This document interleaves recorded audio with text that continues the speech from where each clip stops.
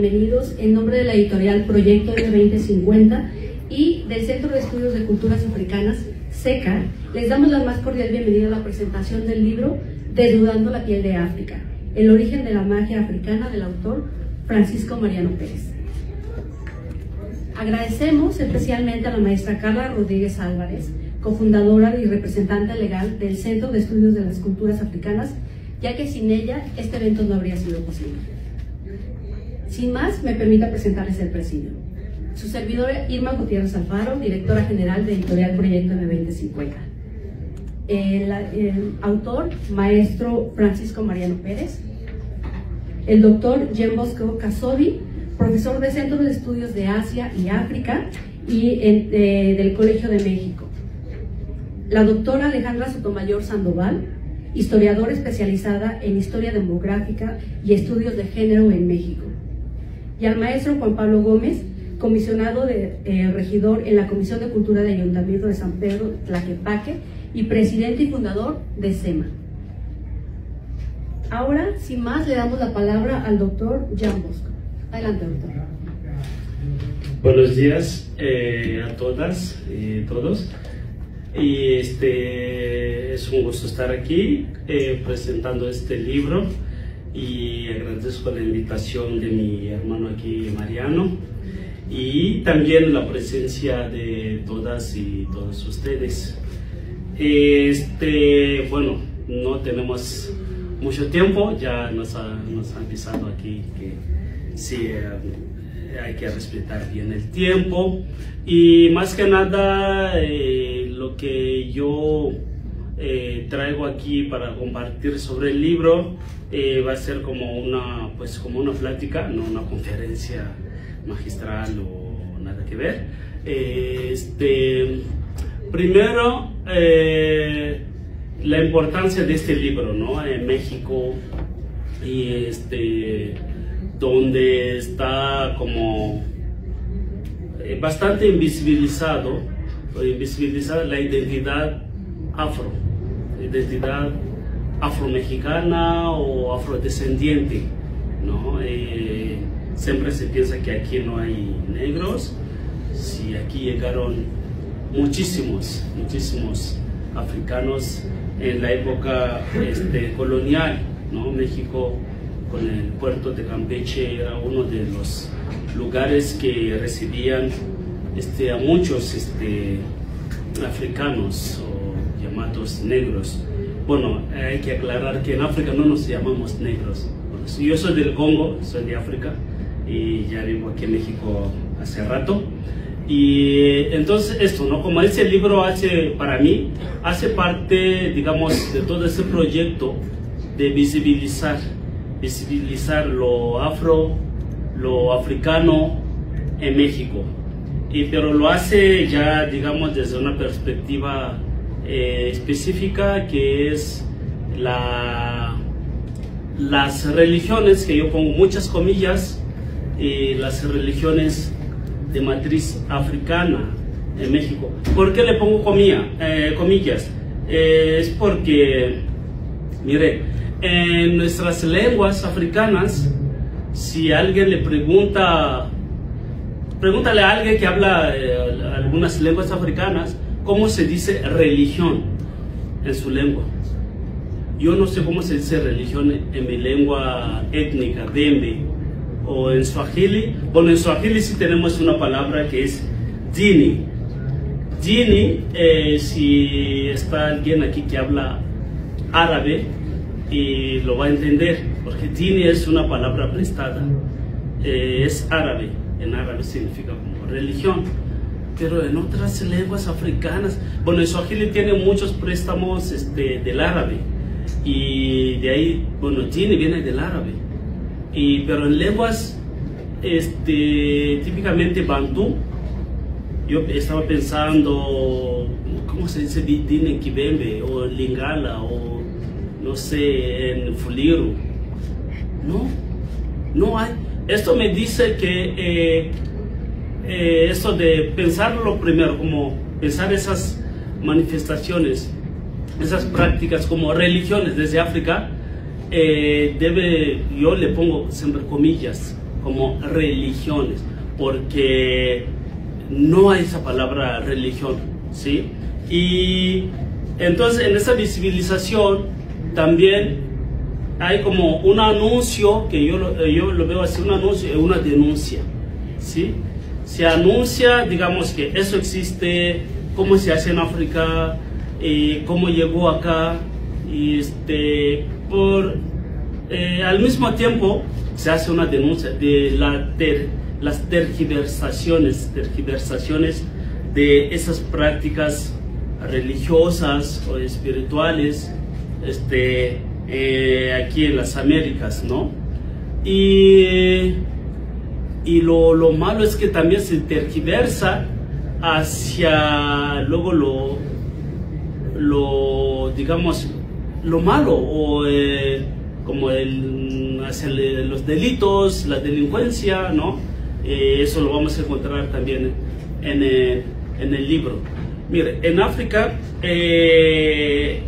mi hermano aquí Mariano lo menciona un autor en este libro que es uno de los autores clave para entender esas manifestaciones religiosas o prácticas espirituales africanas. John Mbiti. John Mbiti ya murió, era un kenyano, filósofo y teólogo, que él decía que los africanos tienen como, o sea, son ontológicamente constituidos como religiosos. O sea, la religión, la religiosidad, la espiritualidad hace parte de su realidad. No se puede separar. No se puede separar ser africano y ser religioso. No se puede separar. O sea, las manifestaciones del día a día del africano son espirituales, son religiosas. Se puede interpretar así. Desde que uno nace, los rituales que se hacen, o en el día a día del vivir, ¿no?, del africano. Bueno, en ese sentido, cuando yo hablo de africano, cuando Mbiti habla de africano, o muchos cuando hablamos de africanos, se refiere a subsaharianos, ¿verdad? Yo no manejo mucho la realidad del África magrebina. Es también África, aunque siempre han querido como separarnos, es decir, que Marruecos, Argelia, Egipto, esos países no tienen nada que ver con África, no son África. No, África es un continente en el cual está el Magreb y está el África subsahariana, o África que algunos llaman como África negra, ¿sí? Entonces a eso me refiero cuando hablo de África, africanos. Igual John Mbiti, cuando habla de eso, yo estoy muy seguro que cuando mi hermano aquí Mariano habla de África, habla sobre todo de esa África, eso que se conoce como África, pero si hay otra África también, ¿no? Entonces él dice esto, Mbiti, que en África la religión es algo que tiene que ver con el ser africano. Entonces en todos nuestros rituales, las vivencias a veces diarias, y hay de religión. ¿Cuál es el problema? El problema es que, bueno, todos estamos imbuidos de la modernidad occidental. La modernidad lo que hace es separar, que la religión es una cosa, la política es otra cosa, la economía otra cosa, la sociedad otra cosa, etcétera. Pero los seres humanos de este globo terráqueo, que no son modernos, o donde la modernidad no ha influido mucho, incluso aquí en los pueblos indígenas, eso no se separa. La religión hace parte de la política, hace parte de la economía, hace parte de la sociedad, en la lengua vas a encontrar la religión, etcétera, ¿no?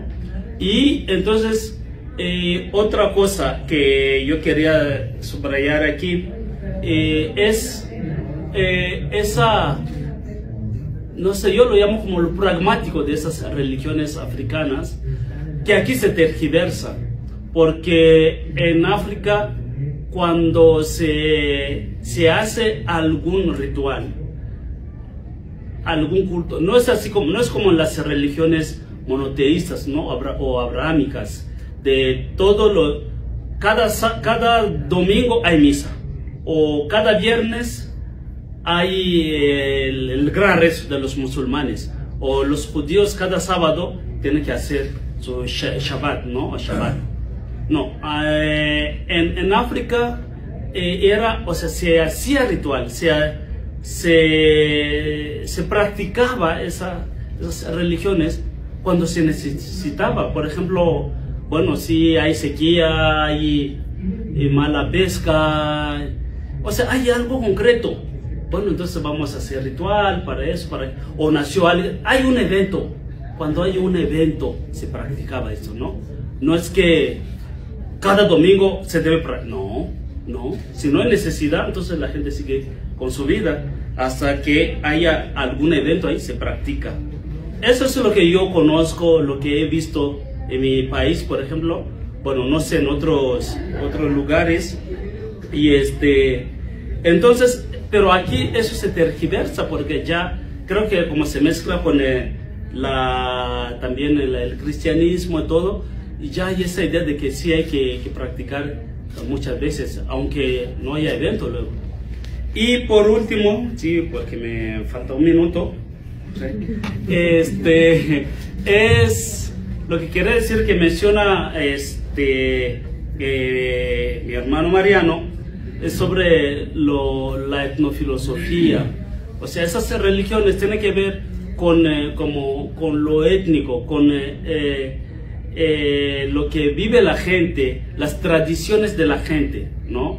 Y que, bueno, hubo filósofos que dijeron que lo que se hace en África no es filosofía, sino etnofilosofía, de forma despectiva, ¿no? Pero esto lo han recuperado otros para decir que no hay ni filosofía que no salga del pueblo, de las tradiciones de los pueblos, ¿no? Y esas prácticas que llegaron acá vienen de esto, vienen de esas tradiciones de los pueblos africanos, y desde ahí hay que entenderlos también. Y creo que esos pueblos siguen vivos porque esas religiones, sobre todo en partes como de Nigeria, Benín, se practica todavía. Y hay gente que regresa allá para, digamos, para beber un poco de esas fuentes africanas, de esas fuentes del pueblo, y venir a llevar a cabo aquí religiones o esas prácticas como se debe, ¿no? Bueno, yo lo dejo aquí y si hay luego preguntas, si puedo ahondar en algo que quedó. Muchas gracias. Muchas gracias, doctor.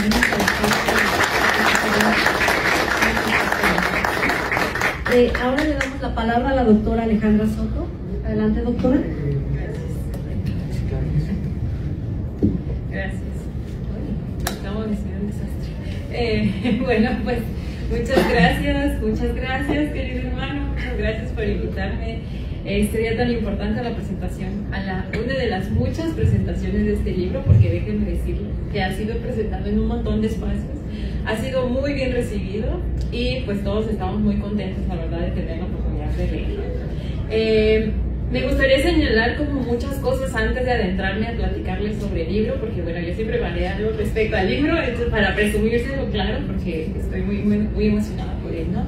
Entonces, bueno, primero me gustaría mencionar que me parece muy importante, como ya señaló Carcosi hace un momento, que este libro se esté presentando ahora en la FIL, justamente en Guadalajara, donde tenemos una cuestión que viene de la historia, de toda la historia de la formación del Estado, desde cuestiones novohispanas, hablando pues, particularmente desde la trata esclavista novohispana, en donde el Estado ha sufrido un blanqueamiento, ¿no? Un proceso de blanqueamiento social, en donde se ha negado toda esta parte africana, y que justo ahora yo estoy trabajando con amigos, con estudiantes, con jóvenes universitarios en la UDG, y bueno, hemos dado nuestros primeros pasos, hemos conformado el colectivo Afro Jalisco, de lo cual estamos muy orgullosos, y que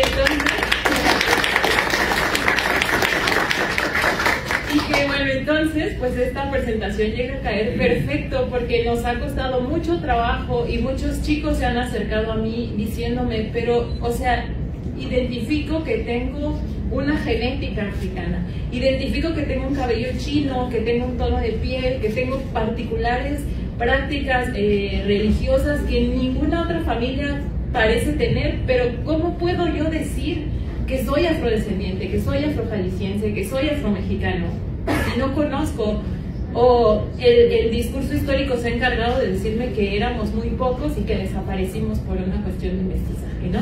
Entonces, justamente por eso, de las muchas cosas importantes que tiene este libro es que retoma esa filosofía que también ya nos platicó un poco Kakosi, en donde podemos retomar como muchos elementos, porque Mariano tuvo a bien retomar muchos ejemplos de diversas culturas, de diversos espacios del actual África, ¿no? De ese gran continente. Entonces, nosotros podemos ahí rastrear algunos detalles, algunas prácticas culturales que de pronto nos pueden sonar, o al menos aquí a nosotros y a los jóvenes les está haciendo ruido, ¿no? Les está sonando, y entonces están logrando identificar esto que teníamos perdidos en la memoria, ¿no?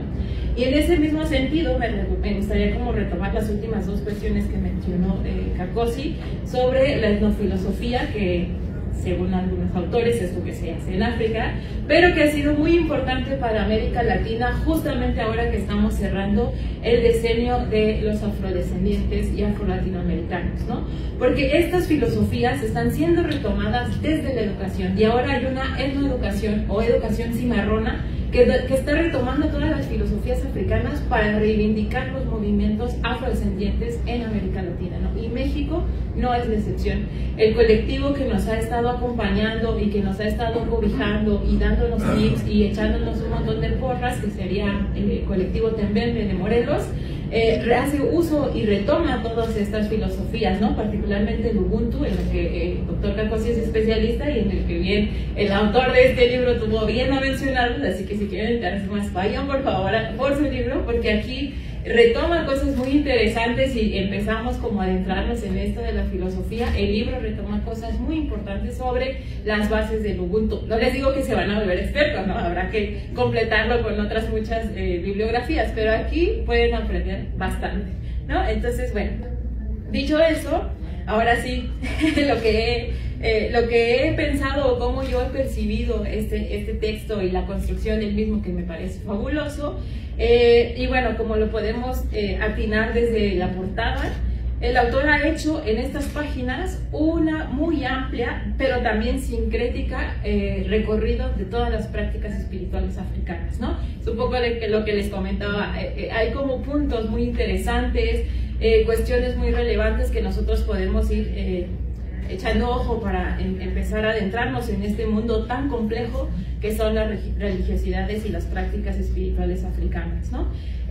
Como bien se enuncia desde el primer párrafo de la introducción, el libro es todo un viaje al pasado de la cultura madre, la cultura africana,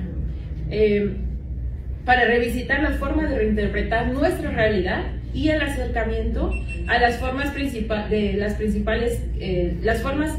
que tenían las etnias para apropiarse del entorno natural, que creo que también en este siglo tan convulso e hiperdigital lo hemos dejado de lado, ¿no? Entonces también la lectura de este texto es un acercamiento, una vuelta a mirar atrás y reconocer nuestro entorno, reconocer nuestro ecosistema y, ¿por qué no?, hacer un poco de reflexión acerca de su cuidado, ¿no? Y bueno, todo lo que tiene que ver con cuestiones ambientales que ahora hemos descuidado mucho. Bueno, en ese sentido entonces retoma la comprensión de la naturaleza, el cosmos, a partir y con las divinidades y diferentes presencias espirituales africanas.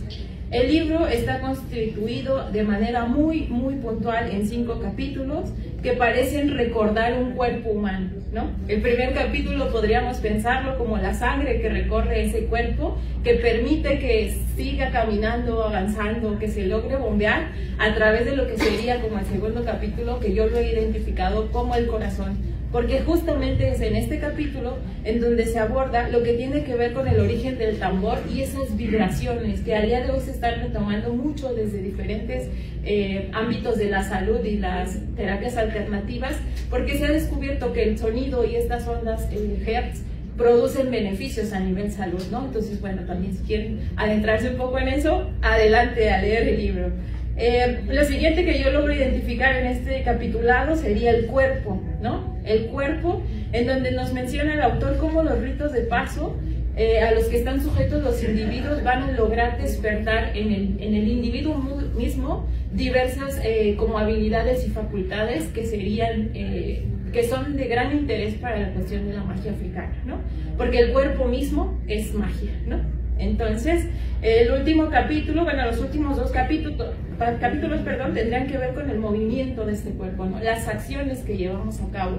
Y aquí sería un poco lo que también mencionó Yakakosi, como las acciones buenas que podemos hacer nosotros con este bagaje de conocimiento de todas estas culturas, pero también las acciones no malas o malas, ¿no? Dependiendo desde dónde nos paremos, que tenemos que hacerlo, ¿no? Porque al final, como un cuerpo, somos libres de hacer acciones, pero de nosotros depende cómo las hacemos y hacia quién o para qué las hacemos, ¿no? Entonces, esto también me encantó del libro, porque no solamente es este recorrido sincrético de estas prácticas, sino que también hay una crítica interesante ahí sobre estas otras prácticas, particularmente que se dan o que se han dado en México y que han sido como noticia nacional, ¿no? Y bueno, entonces, texto de inicio con una profunda reflexión que analiza esta anatomía central de lo que constituyó o ha constituido a lo largo del tiempo el punto de encuentro entre las diversas prácticas espirituales africanas. Me parece que vale mucho la pena resaltar que el autor hace una mención particular a la mujer dentro de esta anatomía, ¿no? Como la mujer es una parte importante y esencial en esta magia africana. Y bueno, retoma cuestiones muy particulares de las mujeres Ashanti, que eso me encantó leerlo.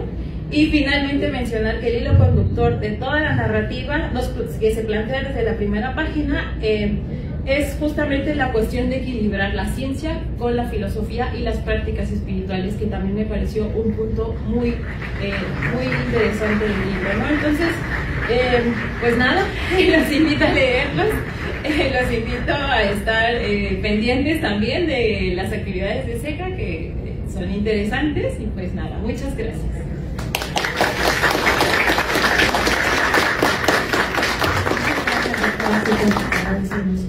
Ahora seguimos, por favor, con el maestro Juan Pablo. Adelante.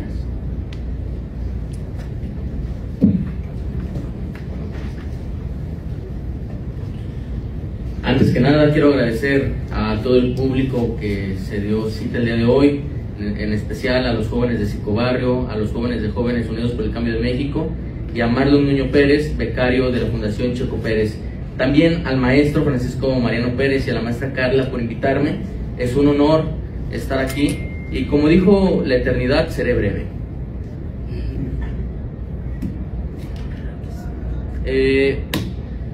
Yo me voy a centrar más en un tema que es importante reconocer: el gran problema que tenemos a nivel mundial con el analfabetismo, y con esta característica que tenemos algunos lectores al ver un libro de ciencia, de investigación, como cierta incomodidad. Les quiero recordar que el lector no nace siendo un lector, el lector se hace, y es importante empezar a indagar en estos temas internacionales que nos hacen reconocer lo que es el sincretismo cultural de México y que tiene bastante importancia con África. El maestro Francisco Mariano Pérez lo que ha hecho con este libro ya durante muchísimos años es fortalecer este sincretismo para que los jóvenes, para que las personas comprendan cómo es la manera y la cultura de África sin dañar a los animales.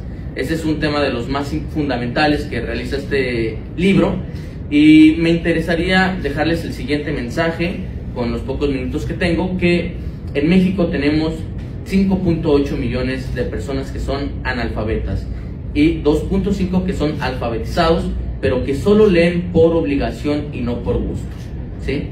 Entonces, de este 5.8, 3.3 son mujeres y 2.5 son hombres.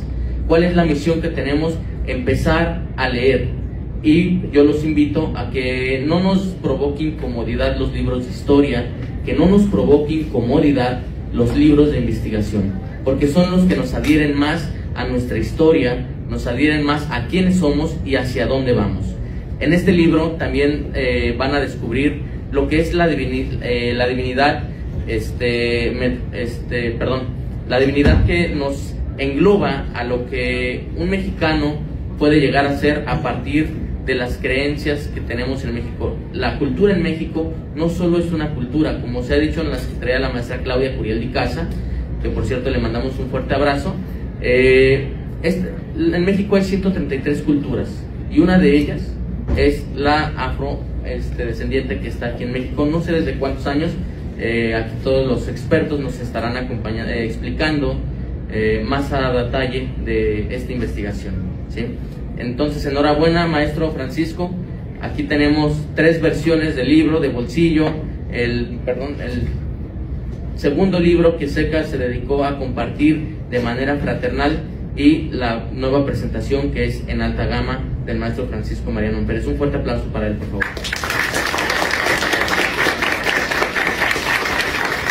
Muchísimas gracias. Muchas gracias, Juan Pablo. Y pues bueno, ahora escuchemos al autor, el maestro Francisco Mariano. Gracias, les agradezco a todos los presentes.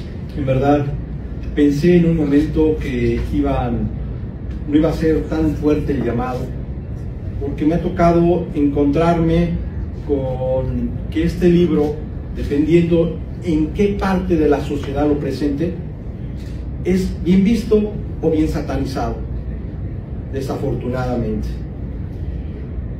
Ahora que me presenté en la UAM Xochimilco hace unos días, me di cuenta que los jóvenes lo aceptan, porque tienen una visión universitaria, y como ahorita se dieron cuenta los doctores, lo que nos dan su punto de vista y cómo desmenuzan con una simple palabra toda una biblioteca. Cuando les hablo de Vinciti, cuando les hablo de la etnofilosofía, y para otras personas de diferentes grados escolares o culturales, no lo comprenden. SECA se crió precisamente para los universitarios y los no universitarios. Por lo tanto, tenemos que hablar esos dos lenguajes, tanto el académico como el popular, el social. Y nos ha costado bastante trabajo en el ámbito social dar a conocer este libro. ¿Por qué? Porque desafortunadamente las creencias que nos han fundado desde el colonialismo, que esto es negativo, que esto es malo, y créanme que ese estereotipo que nos han puesto o le han puesto a la cultura africana sin darse cuenta que nosotros, si nos hacemos un estudio de genes, traemos esa partícula de negros. Perdón, pues ya no se puede decir eso, tenemos la piel negra, ¿sale? Pero ¿qué ocurre? ¿Por qué entonces rehuir a eso? Si Eva, científicamente comprobada, es negra o fue negra. Y si se van al Evangelio, ¿qué les dice? Que Dios creó a imagen y semejanza del hombre, creó a imagen y semejanza de él al hombre. Cabe preguntarse entonces de qué color es Dios, ¿no? ¿Por qué entonces tanto se escandalizan? Sostuve una reunión hace tiempo, y por cierto quiero agradecer a la Secretaría de Gobernación en el área de asuntos religiosos, porque ahí cuando sostuve la reunión con ministros de toda índole, nos decían, ¿sabes qué? Es que los africanos no queremos saber nada de África, porque África es brujería. Le contesté al obispo, uno de los obispos que estaba ahí, ¿no acaso su cruz no lo funge con todo respeto como un amuleto o un talismán? O el mismo rosario que traen. No hay que confundir. Esa palabra nos las vendieron por el interés que haya sido. Pero este libro, ¿qué es lo que buscamos en él? Recuperar las buenas costumbres de todas las etnias africanas, dignificar la cultura también mexicana.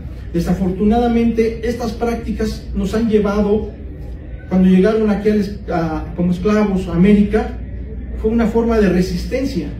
Esos cimarrones, cuando se escapaban y se iban al monte, para no ser seguidos y tragados por los perros, ¿qué hacían? Pues no nos dejaban un rastro de sangre por ahí para que el hombre blanco tuviera miedo. Desde ese momento comenzaron a colocarnos estereotipos, pero esos esclavos que tuvieron la libertad se dieron cuenta que jugando con la teatralidad, la sugestión y el fanatismo de las personas, de la religión dominante que se creía en un demonio. Entonces ellos jugaron con la mente de estas personas, con tal de no ser azotados. Y es válido. Desafortunadamente, posteriormente aquí ya en América, como estaban aquí en este continente, comenzaron tradiciones que ya no son 100% africanas, sincretismo. Se perdió esa realidad. Y hoy en día nos damos cuenta. SECA, y me siento orgulloso de ello. ¿Por qué? Porque SECA no soy tan solo yo, son todos los que están aquí, todos los que me han apoyado y han estado en los momentos que los he necesitado. Cuando iniciamos en la Cámara de Diputados, el decirles, ¿saben qué? La crueldad humana genera violencia y problemas psicoemocionales. Se rieron de nosotros. ¿Y qué pasó? ¡Pum! Les metimos la 121, la iniciativa 121. Cero utilización de huesos humanos y cero maltrato animal. Pero aún así, todos los practicantes de sustrato africano, en cuestión religioso, se ampararon, buscaron una forma de seguir maltratando animales. Pues ahora ya es por decreto constitucional que tenemos que proteger a los animales. Y SECA estuvo presente. Entonces, SECA lo único que trata no es de estar en contra de nadie, ni de ninguna religión, ni de ninguna práctica. Al contrario, nosotros queremos que se sumen más fuerzas a esto y que regresemos al Ubuntu, a las buenas costumbres. Recordemos que el mismo Desmond Tutu, el Premio Nobel de la Paz, el arzobispo, llevó todo su trabajo y lo basó a base del Ubuntu. Nelson Mandela, en su gobierno, ¿qué hizo? Llevó el Ubuntu ante todo, y eso es lo que estamos buscando. Aquí el hablar de Ubuntu me llamó la atención cuando estuvimos en Los Pinos, en un festival que organizó SECA, que nos decía mi querido hermano Bosco, es que me tocó una gran tarea porque me tocó dar la ponencia del Ubuntu y no lo voy a dar en 10 minutos de la ponencia, porque eso es de 1, 2 o 3 semestres, o no sé cuánto tiempo más, ¿no? Eso es lo que necesitamos. Necesitamos que leamos, que tengamos una mente abierta y que ya eliminemos esa palabra, si es posible. La vamos a reconfigurar o vamos a reformular nuevamente. Brujería. Es energía, es magnetismo, son buenas costumbres. Tenemos que regresar a la ética, a la moral, a los principios que unían a la etnia, no la desunían. Y este libro, de esto se trata, de que unamos esfuerzos y creamos una conciencia ante todos estos temas. Y si yo me quiero parar en la mañana y quiero saludar al sol, que se le domina Orur en algunas lenguas, pues lo saludo. Si yo quiero en un momento dado decir quiero confraternizar con todos mis compañeros y practicar el Ubuntu, lo voy a hacer. Pero desgraciadamente, si ustedes ven la televisión, y sobre todo en la época del cine mexicano comenzó esto, esa desinformación. En esa época llegaban los actores y comenzaban a controlar por medio de sus pensamientos religiosos a las personas. Y hoy lo vemos súper bien planteado en todos esos espectáculos de las casas de los famosos, que no sé cómo se llaman, donde dicen, es que este participante está haciendo brujería. Pero es brujería, ¿por qué? Por su mente torcida de esa persona, que ella misma propició eso. Nurkia Marco, o cómo se llama esta señora, que dice, vas a vivir en el caldero y no vas a pagar renta. ¡Qué tonterías! Eso no debe de ser el principio filosófico de África. Eso es América. Eso lo tenemos que cambiar. Nosotros somos culpables por aceptar eso. Este libro nos propone una nueva mentalidad. Una nueva mentalidad basada, les repito, en el Ubuntu africano. No quiere decir que sean nuevamente, que regresemos al 100% a practicar los orígenes africanos, ¿no? Pero aquí lo vemos en nuestra cultura indígena. ¿Qué es lo que se hace? En la cultura indígena tradicional, mexicana, ¿qué hacen? Se quitan la camisa por las personas en las mañanas. Si van a sus casas, les invitan a desayunar, a comer. cosa que aquí ya no lo hacemos, y en África sí se hace. ¿Por qué no regresar a esos principios? Y olvidar un poco, dentro de esta forma de vida tradicional religiosa, el mercantilismo, que es lo que ha llevado a que esto se vuelva diferente. Yo los invito a que leamos con la mente abierta este libro, critíquenlo lo más que puedan. ¿Por qué? Porque si lo critican, olvídense de la ortografía, que en ocasiones pueda fallar ahí por alguna letra, algún error de dedo o de impresión, pero la idea central, critíquenla, por favor. ¿Por qué? Porque eso nos va a hacer que nos cuestionemos, que pensemos si está bien el libro o estamos mal nosotros como seres humanos. Y cuestionémonos si ustedes quieren seguir viendo en las calles, en los parques, afuera de ciertos lugares, animales sacrificados. Piénsenlo, si lo quieren seguir haciendo así, pues sigamos, no hay problema. Pero si no quieren eso y quieren una evolución espiritual, emocional y cultural, pues cambiemos nosotros. Sé que le ha costado mucho trabajo, créanme, en verdad. No lo han visto. Es muy difícil sentarse aquí, estar allá abajo con todos los reporteros, cuando yo les hablo magia, cuando yo les hablo de África, casi me dicen que soy el diablo. ¿Saben qué? Sí lo soy. ¿Por qué? Porque si Dios nos hizo a imagen y semejanza de Él, debe también de tener un término cristiano, un ángel de la guarda, y ese ángel de la guarda para los africanos se llama Ori, ¿sale? En algunas etnias. Entonces Él se supone que debe tener un ángel de la guarda y un Ori. Y si ese Ori es el conocimiento, como le llamaba el ángel de la luz, o el ángel lindo, ese demonio, perfecto, es el conocimiento. Entonces vamos a tener conocimiento. En África no se veía como tal ese demonio, no sé si Cosco nos puede aquí explicar, él es originario de allá.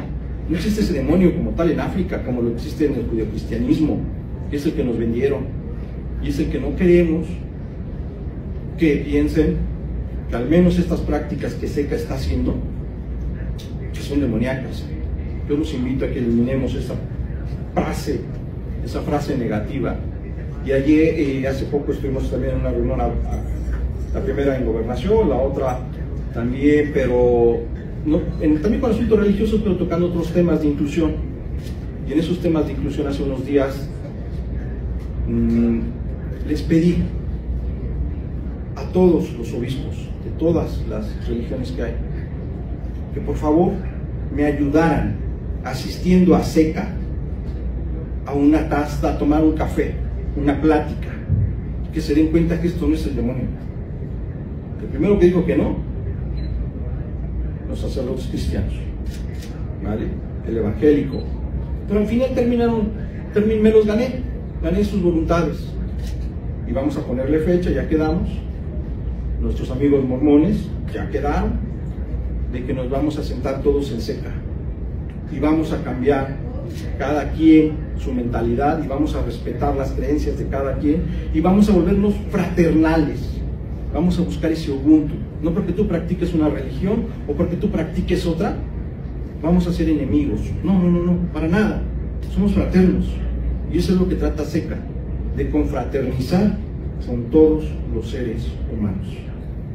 Tal vez ustedes no piensen que no les hablé del libro, pero en realidad entre líneas todo lo que les estoy diciendo aquí lo van a encontrar, en verdad. Espero les agrade la lectura y por favor critíquenlo al más que puedan, por favor. Y es más, si quieren utilizarlo hasta como para el boiler, háganlo, en verdad, pero léanlo. Y ya después, si les gano la voluntad, únanse a SECA, por favor. Gracias.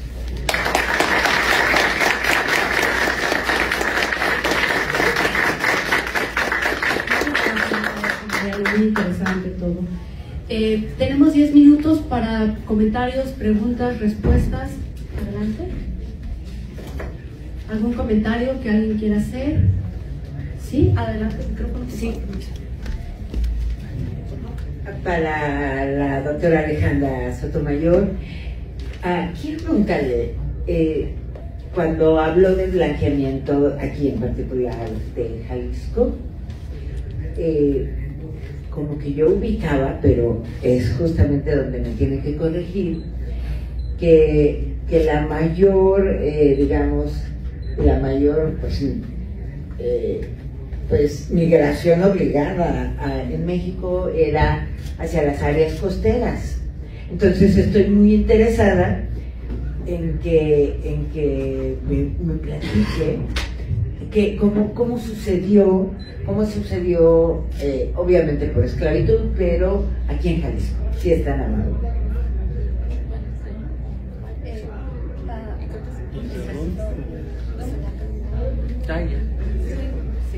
Bueno, sí, justamente el censo de 2020 ha batallado mucho por esas cuestiones. En México hay un desconocimiento en algunas áreas sobre justamente la afrodescendencia, porque se construyó una historia nacional que tenía que ver con un mestizaje de lo que sería lo nacional, ¿no? Entonces, toda la población que correspondería a la población afrodescendiente quedó como invisibilizada, ¿no?, en ese discurso de blanqueamiento. Sin embargo, bueno, en estudios de historia de diferente tipo, particularmente el demográfico, que es el que yo hago, ya muchos investigadores han reconstruido estas poblaciones a lo largo de todo el territorio actual mexicano, ¿no? Por ejemplo, en el caso particular de Guadalajara, una gran parte llegó esclavizada para trabajar en las minas, pero no solo eso, ¿no? Hay muchos oficios que se blanquearon y actualmente son oficios de blancos, ¿no?, digámoslo así, como la charrería. La charrería y la herrería eran los principales oficios que desempeñaban los afrodescendientes o la población negra que se mestizó con indígenas y que dominaron gran parte de las poblaciones, ¿no? Entonces, por ejemplo, el doctor David Carvajal de la Universidad de Guadalajara, la doctora Celina Becerra también de la Universidad de Guadalajara, han trabajado en la zona de los Altos de Jalisco, en donde hay una muy importante población afrodescendiente. Entonces, no, los afrodescendientes no estamos solo en las costas, estamos en todo el país. Gracias.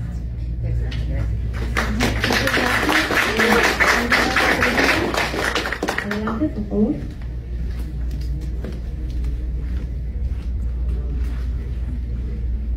Muchas gracias. Antes que nada, felicidades al autor.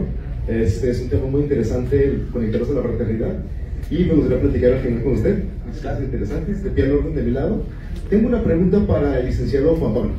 ¿Qué consejo da a los jóvenes para acercarnos a la literatura internacional? Muy buena pregunta. Yo creo que, como lo comenté, el primer paso es no tener miedo a agarrar un libro. En esta ocasión, con el libro de Desnudando la piel de África, es adherirnos a todas las culturas que hay en México y a nivel internacional y comprender el respeto a cada una de ellas. Como lo dijo un gran líder mexicano, el derecho ajeno es la paz, ¿no? Entonces es importante no tener miedo a la lectura y comprender que no nacemos siendo lectores, nos tenemos que hacer poco a poco acercándonos a los libros. Muchas gracias.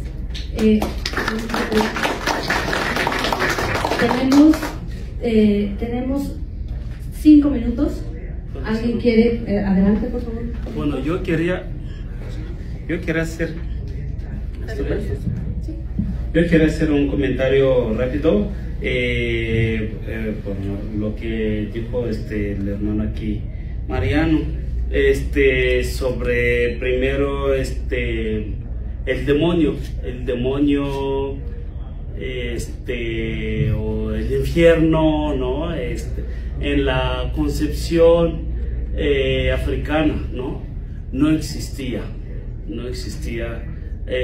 o sea, como ese lugar donde la gente va a ir luego y se va a quemar y el demonio ahí, no existía esa concepción, ¿no? O sea, uno se moría para seguir vivo o viva en su comunidad.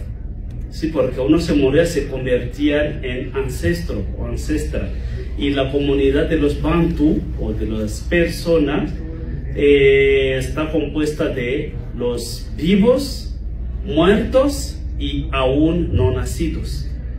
Todas esas tres categorías hacen parte de la comunidad. O sea, te morías para estar en la comunidad, para seguir en la comunidad. No ibas al infierno ni al cielo, ¿no? Y lo otro, la diferencia o la separación entre la etnia, la religión, porque nos dijo aquí mi hermano que siempre hay esa convivencia, hay esa confraternización, ¿no? Sí, ahí anteponemos la etnia a la religión. Y muchas veces, bueno, lo que se está pasando ahorita en África Occidental, como no sé, Mali, en Burkina Faso, que los yihadistas atacan, matan a sus hermanos que no son musulmanes, eso es raro, ¿no? Eso son muchas cosas que llegaron de fuera, ¿no? Como el Islam vino también a dividir a la gente, porque para el africano en general se anteponía la etnia. Primero lo que nos une es la etnia, la religión, lo demás, la política, ya no importa mucho. O sea, yo, por ejemplo, en mi familia hay musulmanes, hay católicos, hay evangélicos, protestantes, pero no nos peleamos, no nos matamos porque tú eres musulmán. No, cuando es Navidad, invitamos a mi tía que es musulmán. Cuando es Eid al-Fitr, fiesta musulmana, ellos nos invitan. No hay problema, somos la misma etnia, somos los mismos. La religión no nos va a dividir, pero aquí y en la modernidad, en Occidente, la religión como que es un elemento muy importante de división. Muchas gracias. Maestro, ¿me gustaría complementar con algunas palabras? Tenemos 5 minutos. Ok, gracias. Nosotros prometimos, bueno, un servidor prometió que quien asistiera se les iba a obsequiar el libro, y lo vamos a hacer. No porque nos sobre el dinero, sino porque fraternalmente queremos, o al menos un servidor ama África. El embajador de Costa de Marfil, Robert, un gran amigo, mi hermano, como yo le llamo a él, y él también, desafortunadamente hoy no pudo estar presente, se anda en Costa de Marfil. Nos ha enseñado algo que a mí me llamó mucho la atención cuando estuvimos en una presentación del libro y asistieron más de 600 personas. Él mismo agarró y servía el plato y lo llevaba a todos, y hasta indigentes les llevó la comida de Costa de Marfil, un embajador. Yo le preguntaba a mi hermano, oye, mi hermano Robert, ¿por qué lo haces? ¿No? Y me dice, no estamos siempre hablando de que somos iguales, de que somos el Ubuntu. Pues yo, ¿por qué voy a decir? Bueno, porque soy embajador, no voy a servir a las personas. Eso es lo que yo tengo que hacer, servir a todas las personas, para eso estoy aquí. Y me dio una gran lección en eso, en verdad. Y me dijo, cuando tú puedas obsequiar algo, o cuando des algo, porque todos los eventos de SECA no se cobran, todo lo que hago sale de mis bolsillos, sale de la comunidad en ocasiones que nos apoya, de los mismos integrantes de SECA, pero lo hacemos porque amamos África, aunque realmente no lo crean y no se digan ustedes, bueno, porque la amas si no eres africano, lo traigo en los genes de una u otra manera, y me gusta su Ubuntu. Entonces yo los invito a todos, que quien quiera el libro, ahí está, tómenlo, y no porque querramos catequizar a nadie, quiten esa idea de la mente. Simple y sencillamente queremos que la gente lea, conozca, y como les dije hace un instante, destruyanme. Entre más me destruyan, más ánimos me van a dar para seguir adelante.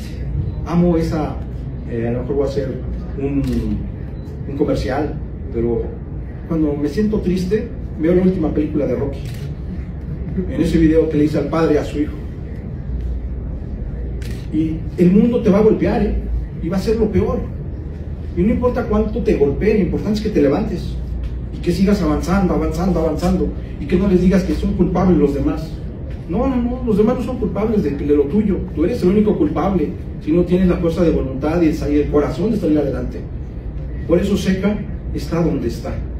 Por eso SECA llegó a nivel internacional con estos libros, siempre yendo contra corriente, contra gobiernos enteros, que hoy son nuestros amigos, y de eso quiero seguir gozando, de la fraternidad de todos y cada uno de ustedes.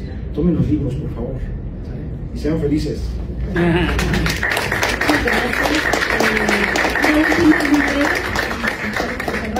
Micrófono. Bueno, de antemano venimos de México. Tuve la oportunidad de tal vez de haber estado en otras presentaciones del libro, pero vengo aquí para agradecer, darle un valor tan grande a este libro, al conocimiento que nos deja el autor, porque en verdad justamente hoy en día vemos a mucha gente que allá afuera nos está mostrando mercantilismo y no nos enseña justamente esto, la espiritualidad, algo que nos están dejando estos libros, y justamente el marginar estas prácticas. ¿Por qué? Por decir brujería. Yo soy practicante de esto y siempre digo, mala vibra, es una mala energía que se está manejando a nuestro alrededor. Les agradecemos mucho este espacio y muchas gracias por dejarnos este conocimiento. Muchas gracias. Pues como dice nuestro autor, quien guste puede aquí obtener el libro aquí afuera, va a estar en firma. Y para los que estén, los que nos están siguiendo en transmisiones, el libro lo pueden adquirir en Centro de Estudios Culturas Africanas, en www.culturasafricanas.org.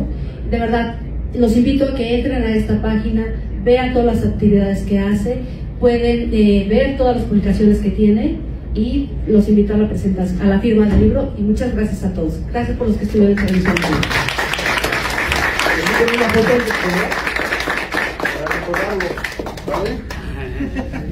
Recordar este momento. La vida está hecha de instantes. Quién sabe, mañana nos veamos. ¿Sale? Y esto se va conmigo. Gracias.